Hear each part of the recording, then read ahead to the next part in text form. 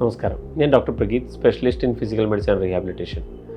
ഇന്നലെ ഒ പിയിൽ ഒരാളുടെ പാരൻറ്റുമായിട്ട് വന്നു. അവരെന്നോട് ചോദിച്ചു, ഈ ജീഡിയാറ്റിക് റീഹാബ് എന്നുകൊണ്ട് ഉദ്ദേശിക്കുന്നത് എന്താണ്? അപ്പം ജീഡിയാറ്റിക് റീഹാബ് കൊണ്ട് നമ്മൾ ഉദ്ദേശിക്കുന്നത് വയസ്സായ ഒരാൾ വീട്ടിലുണ്ടെങ്കിൽ അതിൽ അവർക്ക് വേണ്ടി കുറച്ച് കാര്യങ്ങളൊക്കെ നമുക്ക് ചെയ്യാനുണ്ട്. അത് മാനസികമായി അവർക്കുണ്ടാകുന്ന ഇഷ്യൂസ് അഡ്രസ്സ് ചെയ്യാനാകാം, ശാരീരികമായി അവർക്കുള്ള ഇഷ്യൂസ് അഡ്രസ്സ് ചെയ്യാനാകാം. വയസ്സായ ഒരാൾക്ക് വേണ്ടിയിട്ടായിരിക്കില്ല ആ വീട് ഉണ്ടാക്കിയതും ആ വീട് ഉണ്ടാക്കിയ സമയത്തും. അപ്പോൾ അതിനു വേണ്ടിയുള്ള ആർക്കിടെക്ചറൽ മോഡിഫിക്കേഷൻസ് ആകണം. എന്നാലേ അവരുടെ ആക്ടിവിറ്റീസ് ഓഫ് ഡെയിലി ലിവിങ്ങിൽ കുറച്ചും കൂടി ഇൻഡിപെൻഡൻസ് അവർക്ക് കിട്ടുള്ളൂ. പിന്നെ ശാരീരികമായി അവർക്കുണ്ടാകുന്ന ബുദ്ധിമുട്ടുകൾ, അതുകൊണ്ട് ഫ്രീക്വൻ്റായ ഫോൾസ് ഉണ്ടാകും. ഫ്രെയിലിറ്റി സിൻഡ്രോം എന്നൊക്കെ ആണ് നമ്മളിതിന് പറയുന്നത്.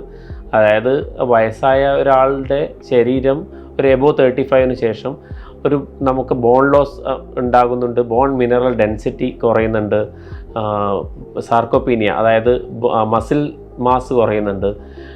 അതുകൊണ്ട് ഫോൾ ഉണ്ടാകാനുള്ള ചാൻസ് ഉണ്ട്. അപ്പോൾ നമ്മൾ കൊടുക്കുന്നത് എന്താണെന്ന് പറഞ്ഞു കഴിഞ്ഞാൽ, ഈ ജീഡിയാറ്റിക് റീഹാബ് എന്നുകൊണ്ട് ഉദ്ദേശിക്കുന്നത് മൊബിലിറ്റി ഇമ്പ്രൂവ്മെൻറ്റ്. അത് സ്ട്രെങ്ത് ട്രെയിനിങ്ങിലൂടെ ആകാം, ഗെയ്റ്റ് ട്രെയിനിങ്ങിലൂടെ ആകാം, ആക്ടിവിറ്റീസ് ഓഫ് ഡെയിലി ലിവിങ്ങിന് ഇൻഡിപെൻഡൻസ് ഉണ്ടാവാൻ അതിനുവേണ്ടി ഒക്യുപേഷൻ തെറാപ്പി ക്ലിനിക്ക് കൊടുക്കുന്നുണ്ട്. അവർക്ക് മാനസികമായ പ്രശ്നങ്ങളുണ്ടെങ്കിൽ അതിനു വേണ്ടിയുള്ള സൈക്കോളജിക്കൽ കൗൺസിലിംഗ് ഉണ്ട്, ഫിസിയാട്രിക് കൺസൾട്ടേഷൻസ് ഉണ്ട്.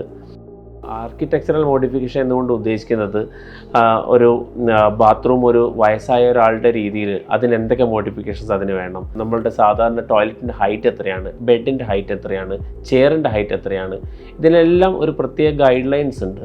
ഇതൊക്കെ നമുക്ക് ഈ ആരാണോ പേഷ്യൻ്റ് അല്ലെങ്കിൽ അവർക്ക് വേണ്ടി നമുക്ക് കൊടുക്കാൻ പറ്റും.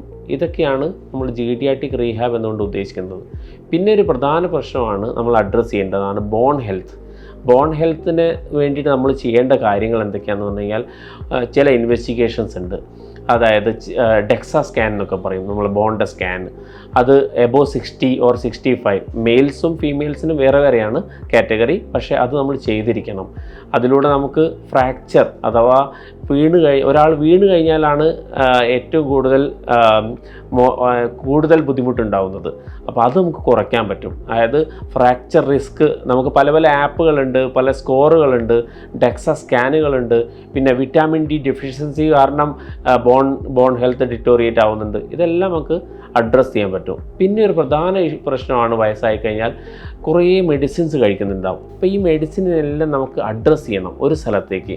അത് ഏതൊക്കെ മെഡിസിൻസ്, എത്ര രീതിയിൽ, ഏറ്റവും അവസാനം ഏത് സ്പെഷ്യലിസ്റ്റിൻ്റെ അടുത്താണ് നമ്മൾ പോയിരിക്കുന്നത്, ആ സ്പെഷ്യലിസ്റ്റ് എടുത്ത അവർ അഡ്രസ്സ് ചെയ്ത് അവർ എഴുതിയ പോലെ തന്നെയാണോ ഈ പേഷ്യൻ്റ് എടുക്കുന്നത്, ഇതൊക്കെ നമുക്കൊരു രീതിയിൽ എഴുതാൻ പറ്റും. അതായത് റിവ്യൂയിങ് ഓഫ് ഓൾ മെഡിക്കേഷൻസ്. ഇതൊക്കെയാണ് നമ്മൾ ജീഡിയാറ്റിക് റീഹാബ് എന്നുകൊണ്ട് ഉദ്ദേശിക്കുന്നത്.